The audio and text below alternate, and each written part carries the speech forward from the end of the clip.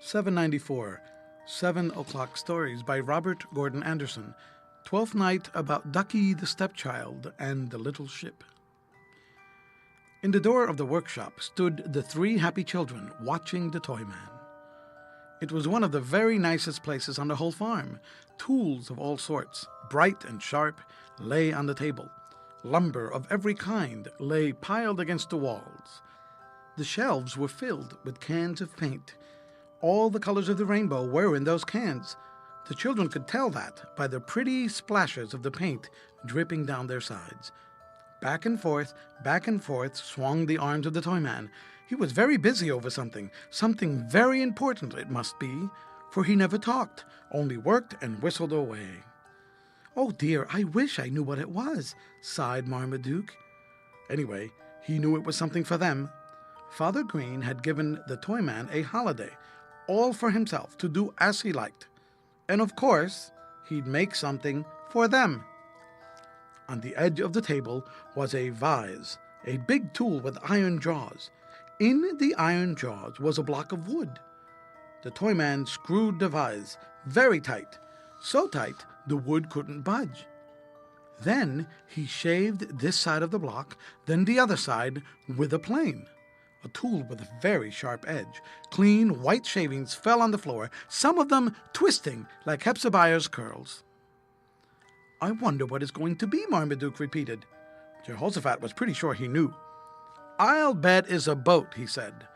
The Toyman chuckled. "Right you are, son. It's the good ship. Well, let's see. All boats have a name, you know. What do you think would be a good name for a fine ship?" Jehoshaphat had one right on the tip of his tongue. The Arrow. The Toyman thought this over. "That isn't bad," said he. Then he turned to Marmaduke. "What's your idea for a name, little chap?" Marmaduke thought and thought. He looked out through the door and saw the party bird, the vain peacock, parading up and down, showing off its beautiful tail, and Peacock was the only name he could think of.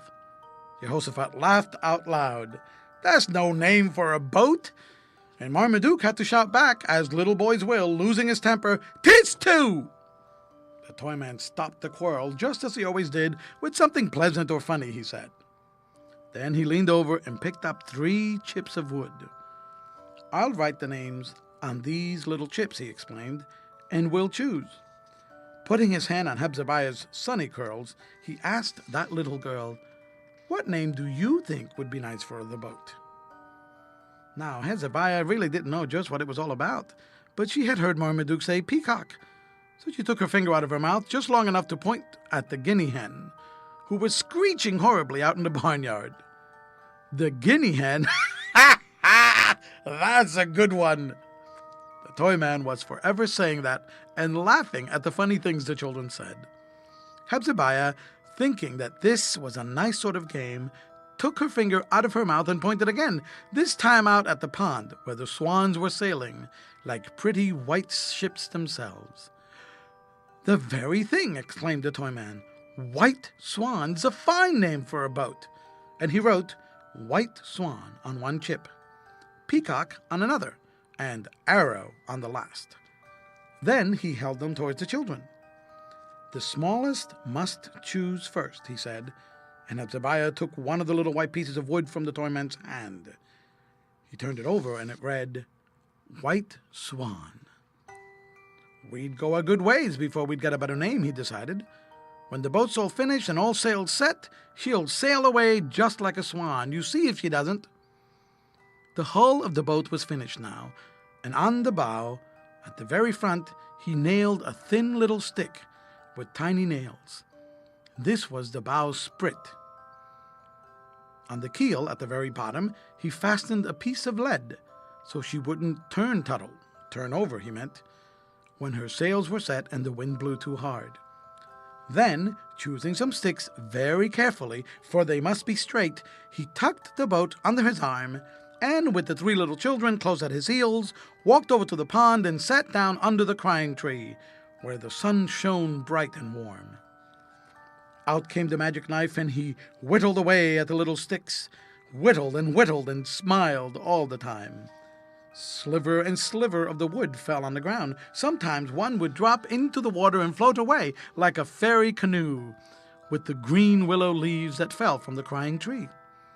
So, under the magic knife, the little ship grew and grew till the masts were fitted to and set fast and tight in the clean, smooth deck. "But where are the sails?" asked Jehoshaphat impatiently. A funny answer the Toyman made. He just said, "Hold your horses, sonny." The teacher in the red schoolhouse up the road would have reproved him for this, but the children thought whatever the Toyman said was all right. Of course, he meant not to be too impatient, and just then the dinner horn sounded, way out over the pond and over the field, and the children ran into the house, just as you would have done too. It didn't take long to finish dinner that day.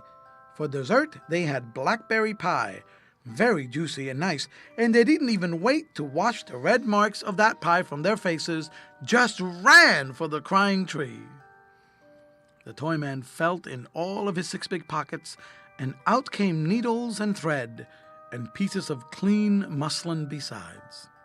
Stitch, stitch, stitch went his fingers for 1,000 stitches or more, and by, the sails were all cut and sewed and fitted on the 3 little masts. Then the Toyman stopped. "We haven't christened her yet," he said. "We should have done that long ago." In his pockets he rummaged again, those pockets which always held just the right thing. It was a small bottle this time, all filled with tiny pink pills.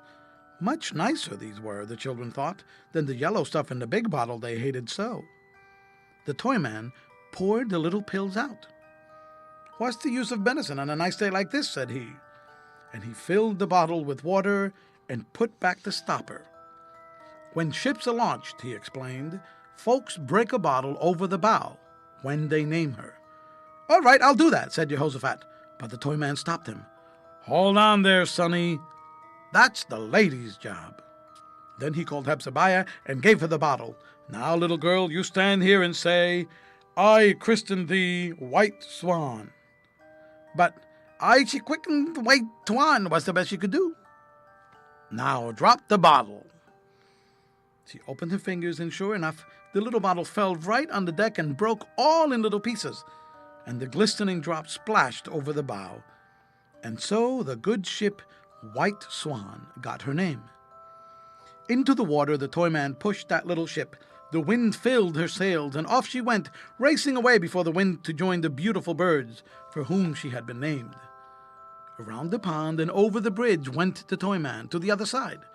When the ship reached the opposite shore, he swung it around and sent it back on the return voyage. The White Swan had reached port safely when the Toyman said, "It's funny what different opinions folks have. Some like the water and some don't. Now the swans and the ducks and that little ship and the fish and the froggies and Uncle Roger and you and I, we think it's fine. But Mr. Stuck-up and Miss Crosspatch and old Mother Wyandotte and Ms. Frizzletree, why, they won't go near it at all." "That is funny," said Jehoshaphat. Then the Toyman added, "Just listen to that." Old Mother Wyandotte was right near them, clucking in fright. Don't you do it! Don't you do it!" She was calling to one of her children who was looking longingly at the cool pond. Around her were all her children fast growing up now. They were all soft and white but one. Like good little chickens, they were looking for bugs, all but one. He was the little fellow they had noticed before, the funny little fellow with a longer bill than the rest, and the odd-looking feet. His soft, downy back was turning black, and he was starting for that pretty water shining in the pond. Jehoshaphat looked him all over. "Why, he looks like a duck." "What did you expect?" laughed the Toyman. "He is a duck. Old Mother Wyandotte thinks he's her child, but he's only a stepchild." "Ha, ha, ha! Somebody must have put another egg in her nest." Over in the garden were pretty flowers called bleeding hearts. They were very pink, and Jehoshaphat's face turned the very same color. Well, he knew who had stolen into the house of the White Wyandottes and put that big duck's egg under Old Mother Hen. And now it had turned out a real little duckling. That black little fellow Mother Wyandotte was scolding so. Don't you do it, she was shouting still. But little black Duckie had made up his mind. He was headed straight for that shining water. Around Mother Wyandotte gathered all her relatives to talk over the matter. They were disgusted that one of their family should disgrace them so. Respectable chickens spend their time on the ground, said Granny Wyandotte with a toss of her comb, and never get wet. If they can help it, not even their feet. True, quite true, all the Wyandotte aunties agreed. But their second cousins and the third cousins too, the ducks and the geese and the swans, said they were wrong. Little Duckie's a sensible chap. What better place can there be to play in than that nice cool pond? And all the fishes swimming around, from the big pickerel down to the littlest minnie, waggled their fins and tails to show they agreed too, while the froggies on the lily pad croaked, Grammon. They were giving little Duckie a warm invitation to play in the water, you see. Duckie was right at the edge now, and Mother Hen, who was really his stepmother, made one last appeal. But the ducks, one and all, called, Back. They weren't talking to the Duckie. They meant the White Wyandottes. They were taking his part, you see, though not for 1 minute did they guess he was their child, their very own. Duckie appreciated that, too. Perhaps old Father Drake, the head of all the duck family, wouldn't let Stepfather Wyandotte punish him that night if he did try the water. I don't believe Stepfather Wyandotte really cared very much. At first he was a little mad, but after scolding a little, he shouted, Through! I'm through with you! He wouldn't have anything more to do with little Duckie. I guess he suspected he was just a stepchild after all. So he just grumbled to himself as he speared a fat tumblebug with his beak. I don't care. He had enough children anyway, but the gold rooster on the top of the barn looked down, laughing at him. He couldn't really laugh, or flap his wings, but he swung from west to southwest and back again as if to say, I knew it, they fooled you. Old Father Drake, the head of the duck family, started for the water. Mother Duck and all the little ducks went in too. They were going to show Duckie the way. He couldn't stand it any longer, so plop! In he went and paddled around after the others and ducked his head under the water to catch his dinner just as a real duckling should. Better than grubbling for bugs in the dirty earth, this nice clean cool water, quacked he. And he was as happy could be. The Toyman was looking at him with a smile on his face. He's just like me, he said at last. And the children, surprised at that, asked all together, Who's like you? That little duck there. Like you? Jehoshaphat shouted. Why, he doesn't look like you at all. The Toyman puffed away on his corncob pipe before he answered, Oh, inside, he's the same. I was just like him when I was a kid.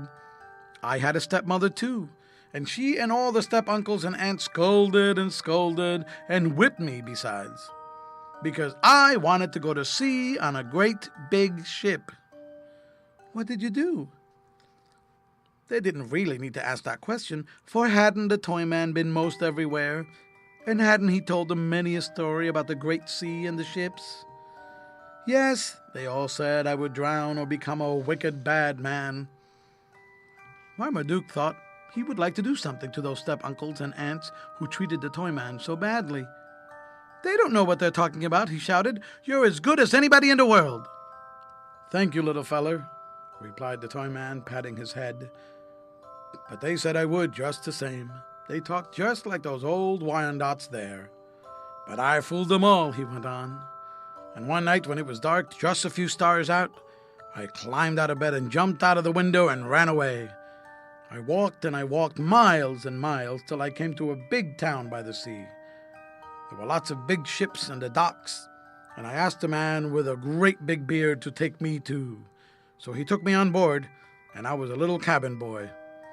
But by and by I got to be a real sailor, and I sailed all over the world in the ship and saw lots of people, yellow and black and brown, and funny places and queer houses, and be careful, Frank! They all turned at once. There was Mother, standing right near them. All the time she had been listening near the crying tree. Now, Frank, she repeated, be careful or you'll put notions in those children's heads, and someday they'll be running away from me. Still, she didn't look cross, and she smiled at the Toyman, especially when he answered, not from a mother like you, Miss Green. How about it, kiddies? And Marmaduke and Jehoshaphat were very sure they never could run away, not even to sea in a beautiful ship. So they kissed her and hugged her too. Now the froggies were singing their evening song. The sun was getting close to his home in the west. Little Duckie and his real mother and father came out of the water and waddled off toward the barn. The swans folded their wings and came to the shore. So the Toyman brought the ship to the harbor and anchored her for the night.